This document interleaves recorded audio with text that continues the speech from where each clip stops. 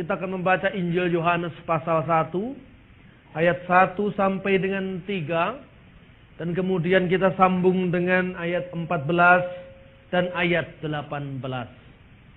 Yohanes pasal 1, ayat 1, 2, 3, 14, 18. Kita akan baca secara berbalas-balasan. Firman yang telah menjadi manusia. Pada mulanya adalah firman. Firman itu bersama-sama dengan Allah. Dan firman itu adalah Allah. Ayat 2. Segala sesuatu dijadikan oleh Dia dan tanpa Dia tidak ada sesuatu pun yang telah jadi. Dari segala yang telah dijadikan. Ayat 14.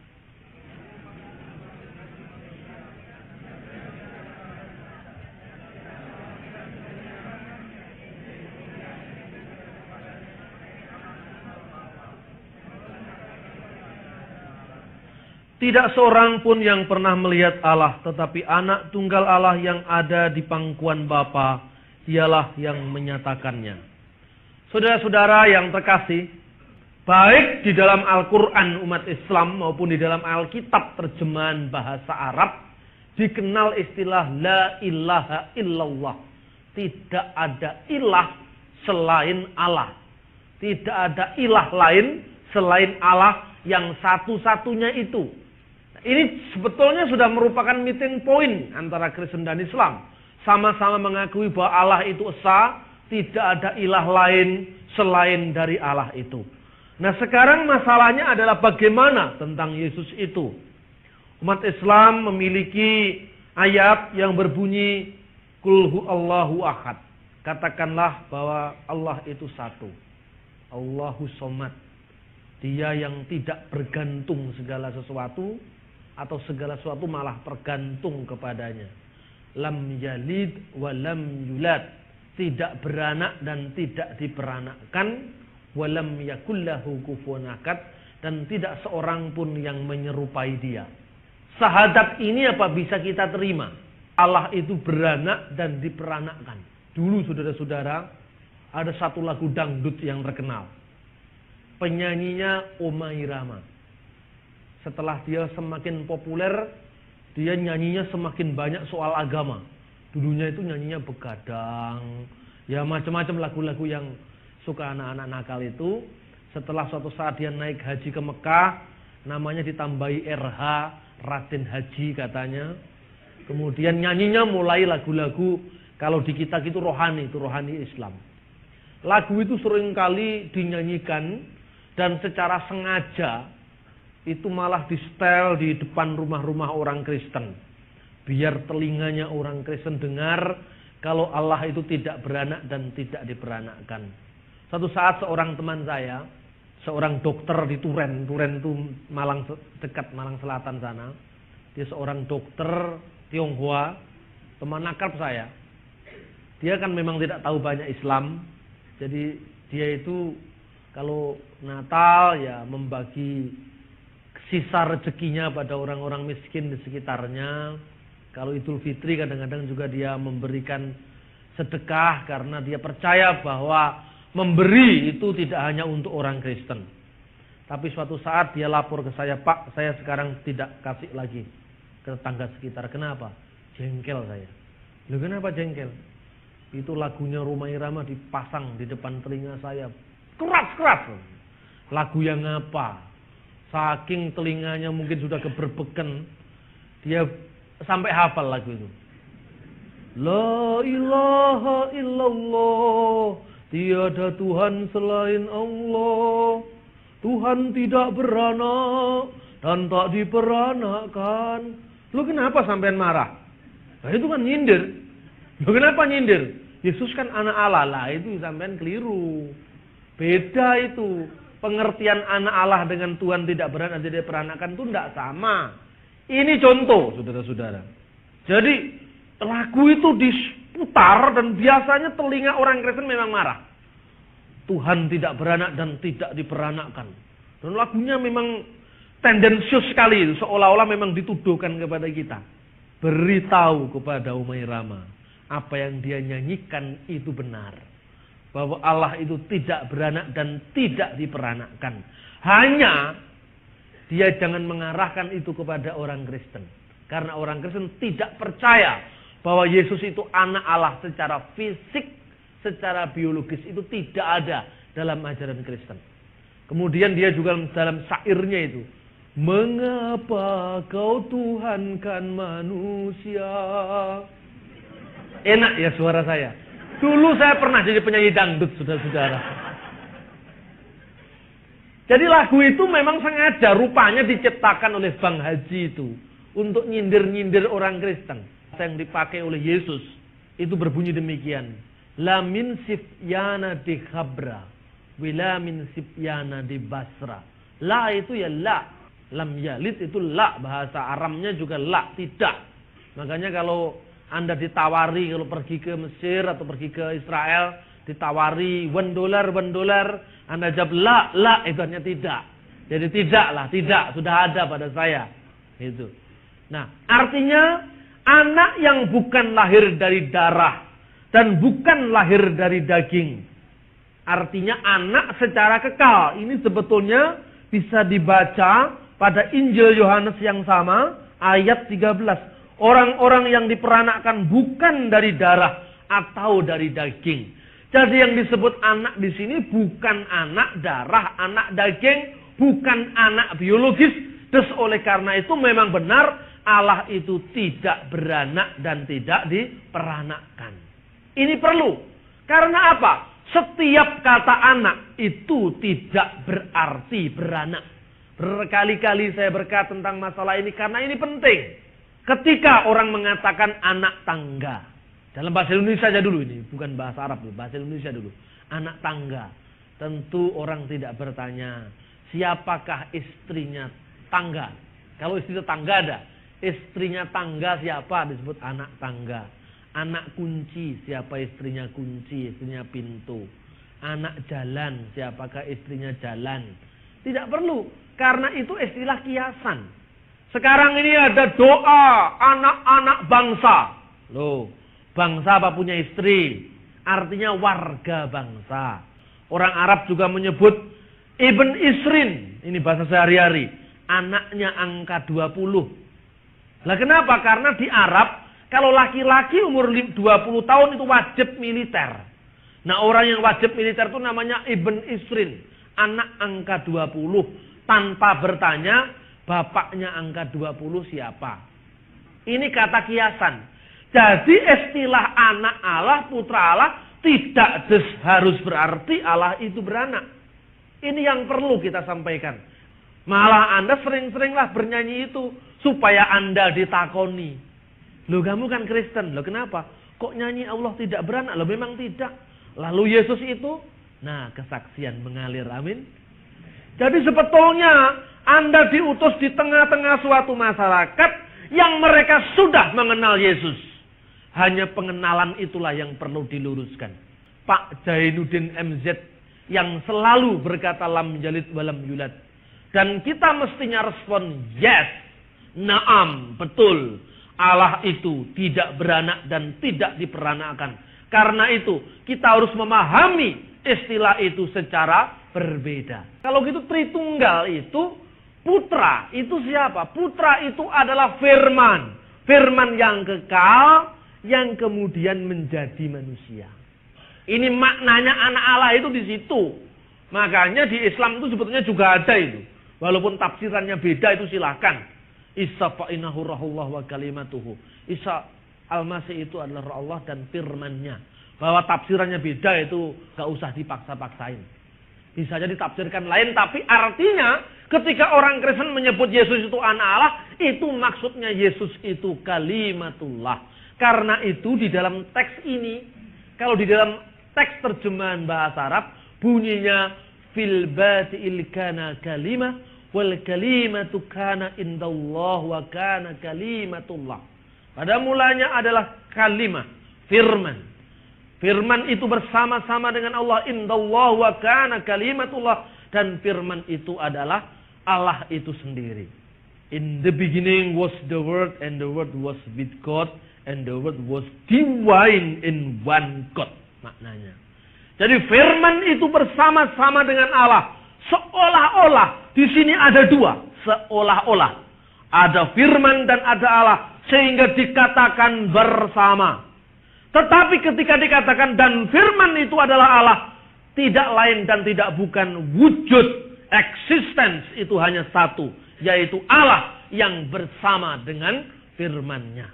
Di dalam bahasa aslinya saudara itu indah sekali. Arki enologos. Arki itu yang menjadi bahasa Indonesia arkeologi. Ilmu tentang purbakala. Pada mulanya itu menunjuk kapan?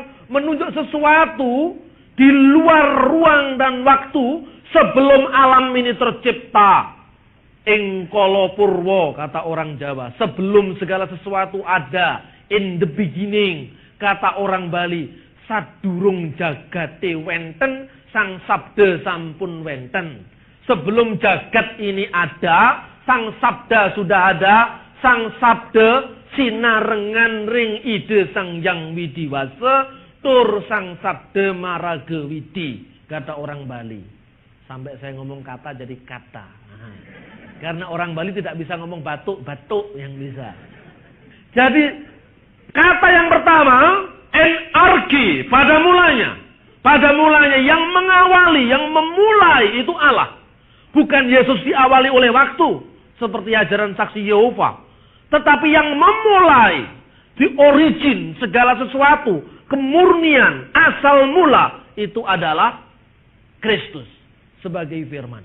Anarki and hologos, logos itulah yang menjadi bahasa Inggris logic. Logika bahasa Indonesia.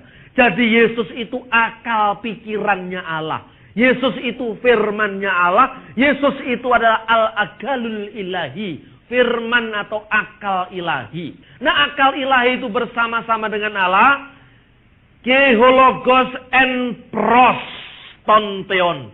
Logos itu mengarah kepada Allah.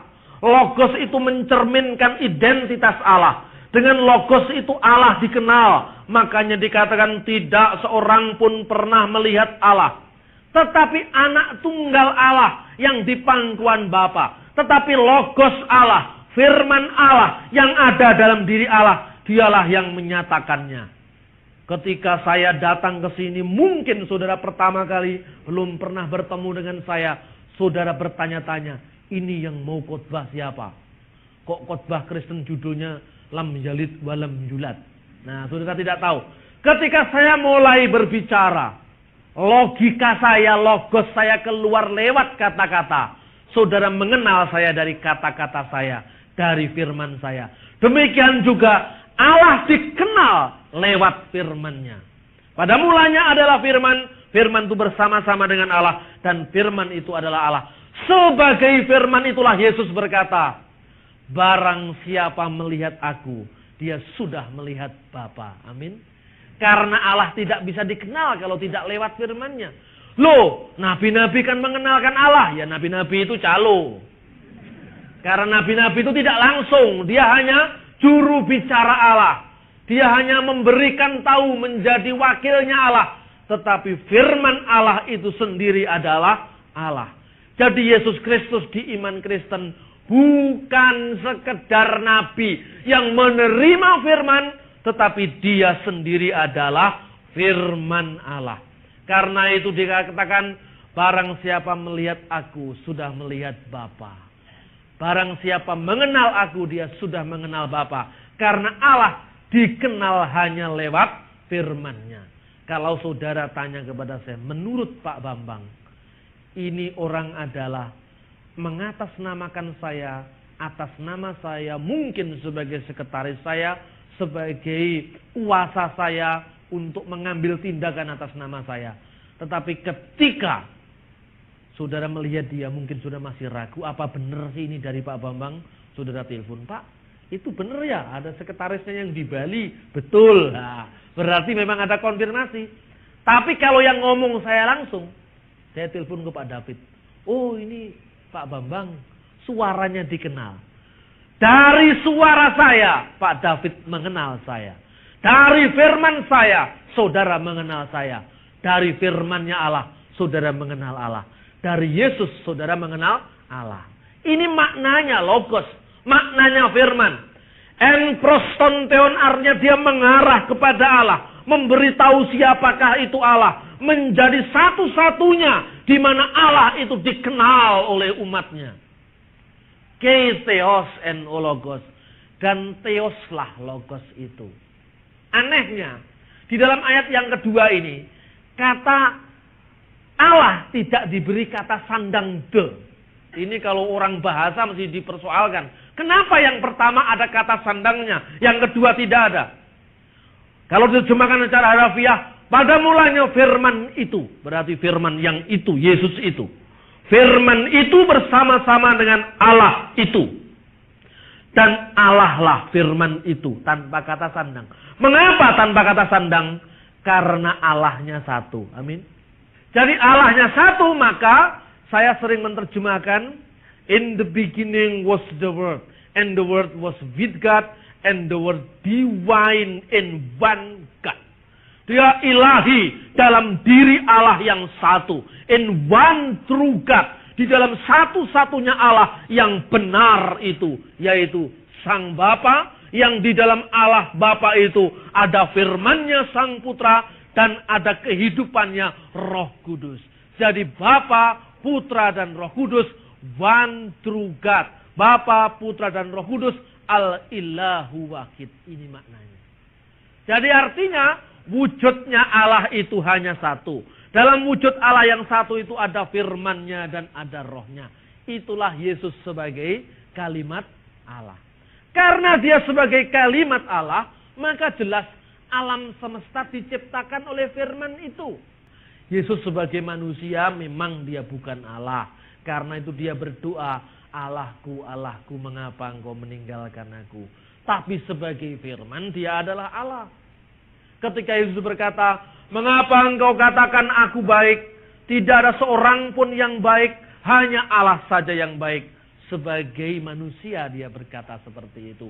Eli, Eli, lama sabaktani. Tuhanku, Tuhanku, mengapa engkau meninggalkan aku? Sebagai manusia Yesus berseru itu. Karena dikatakan dia yang dibunuh dalam keadaannya sebagai manusia. 1 Petrus 3 ayat 18. Tapi ketika Yesus berkata, anakku, dosamu sudah diampuni. Sebagai apa dia mengampuni dosa? Sebagai firman. Dan firman itu adalah Allah. Tetapi dia yang berkata, aku haus. Aku sangat berduka di Taman Getsemani. Aku seolah-olah mau mati rasanya. Seperti dia berkeringat darah. Aku haus. Aku lapar. Ini mulut yang mengungkapkan itu adalah sama dengan yang berkata, ego eimi. Kalau kamu percaya, akulah dia. Akulah dia yang ada. Akulah Yahweh. Akulah yang kekal. Mulut yang sama yang berkata, anakku, dosamu yang telah diampuni. Mulut yang sama yang berkata, sesungguhnya hari ini kamu akan bersama-sama aku dalam Firdaus. Mulut yang sama. Tapi bisa dibedakan mana yang berkata sebagai firman, mana yang berkata dalam kelemahannya sebagai manusia. Ayat ini kalau kita tidak pahami, sering diputar balikkan oleh para bid'ah, oleh para bidat, oleh para heresi. Sehingga dikatakan, Yesus itu manusia biasa karena dia berkata, Allah itu lebih besar daripada saya. Dia tidak bisa membedakan Jesus as man, Jesus as divine. Yesus sebagai manusia, Ibnu Maryam, anaknya Maryam, yang lahir ke dunia, yang nuzul firman ke dunia. Dan Yesus sebagai firman, dan firman itu tidak lain kecuali Allah itu sendiri. Mengapa? Sekarang Yesus itu sebagai firman. Persoalannya, firman itu diciptakan atau tidak? Nah ini Anda sudah memasuki bidang keagamaan yang sangat dalam. Pak Agil pernah nyekak saya di Surabaya ini. Ketika itu kami ada seminar di Heritage Club. Sebetulnya Kristen dan Islam itu dasarnya sama. Wah ini enak. Di Islam firman itu menjadi kitab Al-Quran itu telah turun jadi kitab Quran, nuzulul Quran. Kalau di Kristen, firman itu menjadi manusia. Jadi kalau di Islam firman itu tetap satu dengan Allah. Kalau di Kristen firman itu mencelat jadi manusia katanya Pak Agil. Gak enak kata mencelat ini. Lalu saya jawab begini. Sebetulnya ketika firman itu dipahami dalam Islam jadi buku. Kertasnya itu Tuhan apa bukan? Bukan. Bahasa Arabnya. Bukan. Itu bisa dibakar. Walaupun dikatakan itu kalamullah, firman Allah itu bisa dibakar. Quran itu bisa dibakar. Quran bisa musnah. Apakah Tuhan bisa musnah? Tidak. Ketika Yesus mati, apa Tuhan bisa mati? Tidak. Apa Tuhan bisa haus? Tidak. Apa Tuhan bisa lapar? Tidak. Yang lapar siapa? Kemanusiaan yang dikenakan oleh Yesus. Jadi kira-kira kan sama. Kalau firman Allah jadi buku, bukunya bisa rusak. Kenapa Pak Agil protes? Firman jadi manusia, manusianya bisa mati. Kan sama saja saya bilang gitu. Dan firman itu tidak pernah mencelat. Kapan mencelatnya? Firman itu bersama-sama dengan Allah. Dan firman itu adalah Allah. Dia tidak pernah mencelat. Tetapi firman itu menjadi manusia. Artinya dia mengambil tubuh manusia. Tetapi serentak pada saat yang sama. Firman tetap berada di sisi Allah. Dan firman itu tetap adalah Allah. Kok bisa? Contohnya saya bilang gitu. Ini gampang-gampangan. Supaya ceramahnya bisa dipahami. Saya punya otak. Punya pikiran. Punya logika. Punya akal budi. Ketika saya ceramah begini. Kalau saya tidak punya akal budi. Saya burung mencu. Disuruh ngomong Assalamualaikum. Bisa mencu. Tapi artinya tidak tahu dia. Tidak pernah khusus bahasa Arab burung mencu. Dan dia juga nggak ngerti maknanya apa. Puji Tuhan bisa mencu itu. Ngomong begitu. Kalau kata-kata saya hanya didasarkan atas bunyi suara. Tidak ada logikanya. Tidak ada logosnya. Tidak ada firmannya. Tidak ada akal pikiran saya. Saya seperti itu. Tetapi logos saya keluar dari diri saya menjadi kata-kata saya. Kemudian saya ceramah. Ketika saya ceramah oleh Alfa Omega direkam. Jadi kaset nanti. Pikiran saya keluar lewat kata-kata. Kata-kata saya terpantul di udara. Dan kemudian menjelmakan sebuah suara. Gaung suara. Dan suara itu memasuki rekaman kaset-kaset. Dia memasuki pita-pita kaset itu. Ketika saudara mendengarkan kaset itu. Dikelankan sama pembawa acara. Kasetnya Pak Bambang sudah bisa diikuti yang tadi pagi. Saudara beli kaset. Yang tadi pagi tidak mendengar saya ceramah. Sampai pulang di rumah disetel. Jelek. Saudara-saudara yang terkasih dalam Tuhan Yesus Kristus. Allah Tritunggal lah. Saudara mulai mengerti. Oh, Allah Tritunggal menurut pikirannya Pak Bambang seperti ini. Berdasarkan kebenaran Alkitab seperti ini.